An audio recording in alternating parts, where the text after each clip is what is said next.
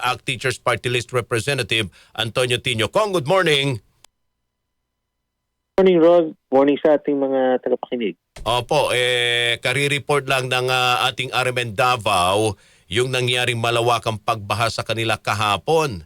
Nako, lalo na dyan sa may Matina na sabi ko nga sa gitna ng panahon ng tag-init, abay binabaha ang Davao. ITCC, ang sabi ng Pag-asa, ang nagpaulan na pero siyempre magtataka ka rin, di ba, kung bakit ganito ngayon ang nangyayari. May gumuho pang tulay na ito'y ginawa lamang noong 2017.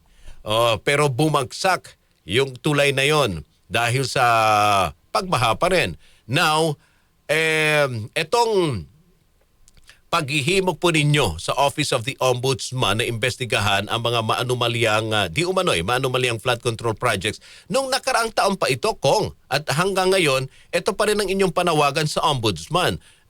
Ano na ho yung tugon rito? Tama po yun. Una po nating nilapit ang mga impormasyon na ito sa ICI. Mm-hmm. No? Unfortunately, wala na tayong nabilitang aksyon mula sa ICI. So, eventually... Kong? Medyo nawawala-wala. Kong, nandyan pa rin kayo. Ayun, naputol. Pakitawag nga uli. Oo. Sa ICI pala itong dinulog. Opo. Itong binabanggit ba niyang mga di umano'y maanumalyang flood control projects dyan sa unang distrito ng Davao, nasa listahan ba ito ng mga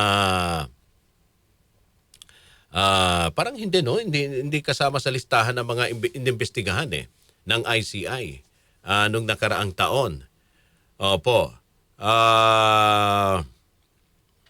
Medyo malaki-laki din At hindi din ito gaanong binabanggit, no? Itong mga sinasabing may nakitang red flags, no, ni Congressman Tino. Okay, nasa linya na ba uli? Okay, Kong. Naputol ho kayo. Opo. Opo. Well, katulad ng sabi ko, initially, una nating nilapit ito sa ICI last year, December last year, pero wala na tayong nabalitaan after that. So naisip natin na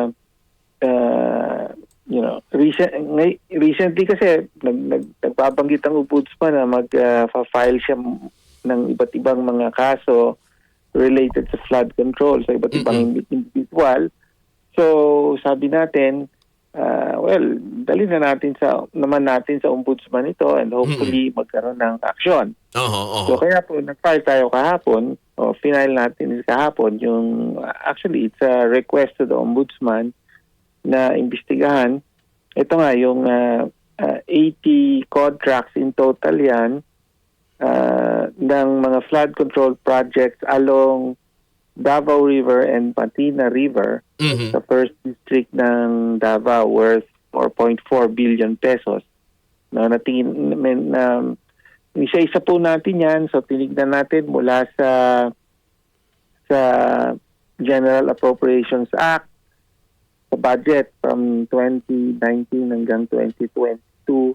Tapos kinumpara natin yung mga nasa Appropriations Act at tingnan natin yung mga awarded contracts at saka yung mga accomplishment reports na binigay ng DPWH Region 11 at yun ang pinagbatayan natin nung mga findings.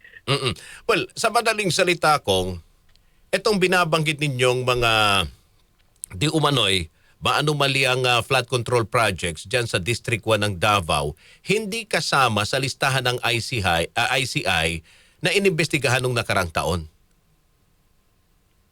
Wala na tayong balita, no, kung ano yung ginawa ng ICI. Pero kasama ito sa listahan o hindi? Hindi natin masabi, no, kasi nga wala nang further action na ginawa ang ICI as far as we know. Oho. At hindi din, pinuntahan din ba yan ni DPWH Secretary? Pumunta siya sa Davao. Oo. Pero at dito point, sa partikular na mga sinasabi ninyong maanumalyang proyekto na tinutukoy ninyo, ininspeksyonan ba yan ng DPWH? Parang hindi ko naalala na itong mga particular na proyekto na ito ang pinuntahan niya. Oho. No? Okay. Yes.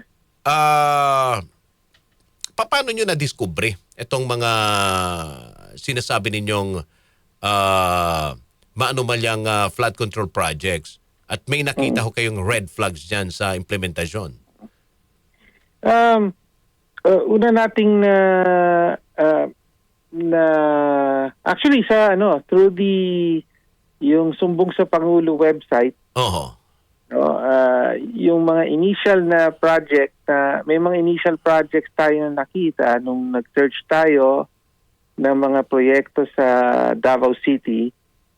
Meron mga ilang kontrata tayong nakita doon na may na ginawaran sila ng tinatawag na multi-year contract.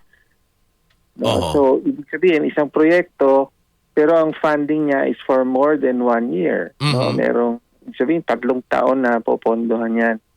So, medyo na, kumbaga, tumaas ang antena natin. Dahil may mga 20 plus na projects na gano'n, sabi natin, bakit itong mga flood control projects na ito, multi-year contract? No? Usually, ginagawa yan ng gobyerno kapag talagang malaki yung mga project. Kunyari, hospital, mapatayo ka ng hospital, hindi kakayaning matapos sa isang taon. Parang gano'n, no? So, bibigyan niya ng multi-year contract authority, MYCA.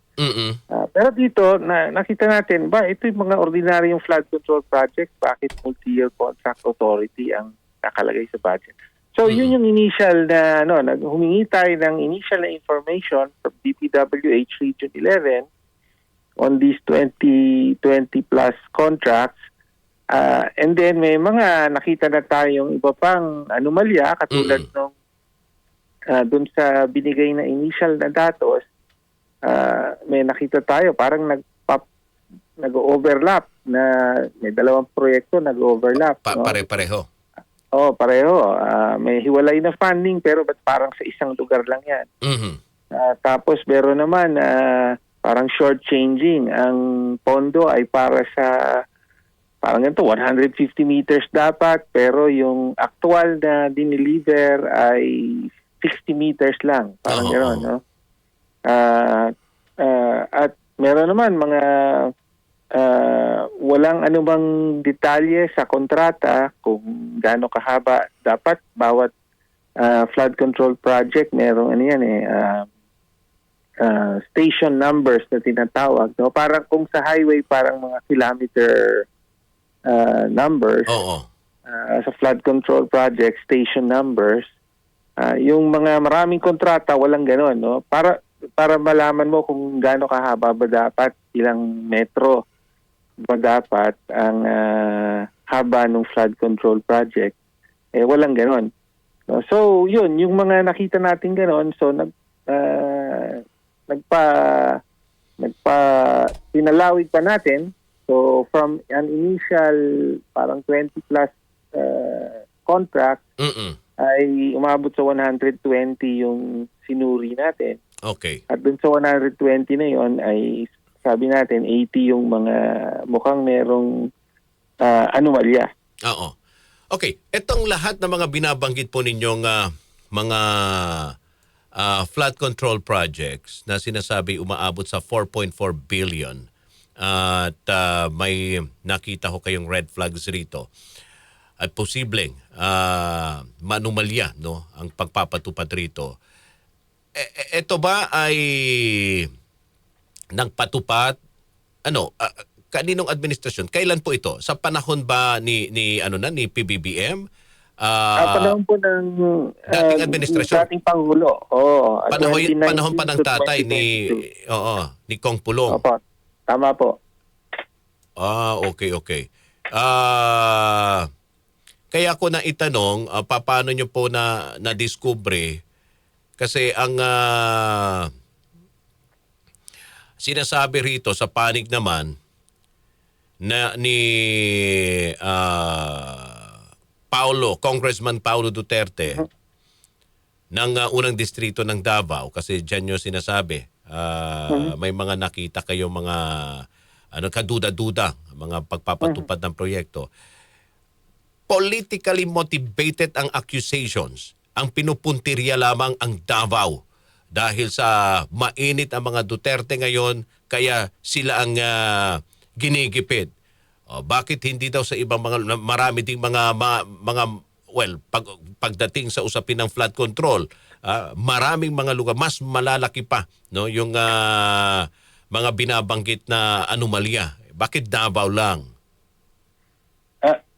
Well, yung mga nangyaring baha sa Davao City, dito mismo sa mga lugar na pinag-uusapan natin, including yung Matina, sabi mo nga, no, kalagitnaan pa ng summer, bumabaha doon. Oo. No?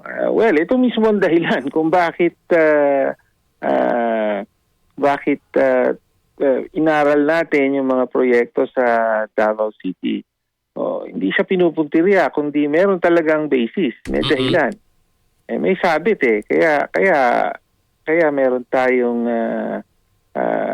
hiling na imbestigahan ito ng ombudsman. No, now, as to yung bakit daw siya lang or sinisingle out siya, hindi naman totoo to. Sa katunayan, kung sa bahagi ko, ay kasama ko dun sa nag-file ng impeachment complaint laban kay Pangulong Marcos Jr. mismo kaugnay sa flood control. No, so sabi nga namin dun sa impeachment complaint na yon, ang pinaka responsable at direktang involved sa flood control ay Pangulo mismo. No, so ang point ko lang dito ay walang anumang batayan yung sinasabi niya na sinisingle out siya. No, dahil pinanghahawakan lang natin yung panawagan ng mamamayan na lahat ng sangkot dapat panagot. No? So, yun. In other words, huwag niyang gamiting dahilan yan para hindi magpaliwanag o hindi sagutin yung issue na ito. Basta kung may problema sa mga proyekto sa distrito mo, di dapat magpaliwanag ka rito. So may tugon na bang ombudsman dito sa inyo pong request? Wala pa po. Kahapon lang po natin pinail sa ombudsman. Hopefully, magkaroon ng aksyon. No? Umasa tayo na yung ICI ay may gagawin, pero unfortunately, natapos na yung Dissolved ICI. na yung ICI. Opo. Sabi, okay, linawin natin kung nung nakaraang taon pala, ito'y dinala ninyo sa ICI. Pero hindi ito pinansin. Well, sa totoo lang, ang tanging komunikasyon na nakuha natin from the chair, Andy Reyes, isang sulat na nagsasabi essentially noted. Parang gano'n, no? Ibig sabihin, natanggap namin at noted namin ang inyong sinubmit. Pero wala nang iba pang aksyon na nangyari pa. Kaya inakyat ninyo sa ombudsman. Tama po. Pero parang tahimik na yung usapin ng flood control sa tingin ninyo. Pag-uusapan pa kaya ito Hindi. Wala na nga ako umiikot pa ba si DPWH Secretary totoo yan. sa mga flood control project sa iba't ibang mga lugar. Parang wala na rin ako naririnig na balita. Okay, pero Rod, katulad nga nangyari sa Davao, bumabaha muli. No? So I think sa ayaw sa gusto natin, mababalik uli sa kamalayan ng lahat yung issue ng baha. No? Kaya hindi matatakasan ng administrasyon at di matatakasan ng mga sangkot sa flood control corruption yung issue na to. Babalik at babalik yan. Ayun, okay. Sige, Kong, maraming salamat sa inyong oras at panahon.